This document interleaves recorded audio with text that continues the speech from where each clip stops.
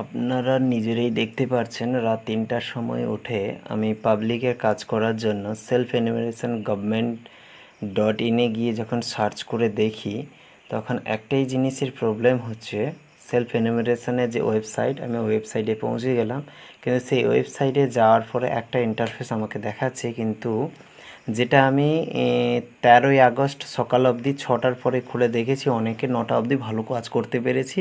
তারপর সার্ভার প্রবলেমের জন্য আমি কাজ করে উঠতে পারিনি, কিন্তু 13 তারিখ বিকেল 6টা থেকে 14 তারিখ ফুল দিন আমি কোনো প্রকারের সেলফ এনুমারেশনের পোর্টালে গিয়ে কোনো প্রকার কোনো ফ্যামিলির জনগণনার কাজটা করে উঠতে পারিনি।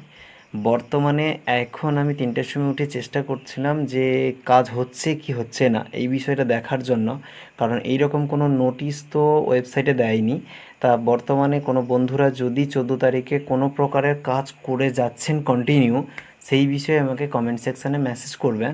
তো এখন পর্যন্ত দেখছি census self enumeration portal is not available বলে দিয়ে দিয়েছে।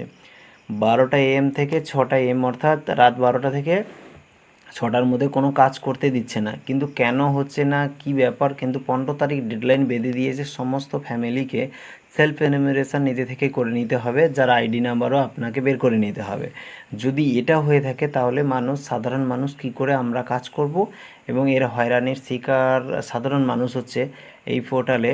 কিন্তু সরকারের যদি করে নেয় তাহলে খুব ভালো হয়, এবং সরকার পক্ষ দৃষ্টি আকর্ষণ করে আমরা জানতে চাইছি যে কেন এরকম হচ্ছে। সার্ভার চাপের ফলে সাধারণ মানুষ কাজ করে উঠতে পারছে না, এর কারণটা কি ক্ষতি দেখবেন, এবং পুনরায় যদি দিন বাড়ানো যায় সেদিকে একটু নজর দেবেন। জয় হিন্দ, বন্দে মাতরম। সকলে ভালো থাকবেন। Good night.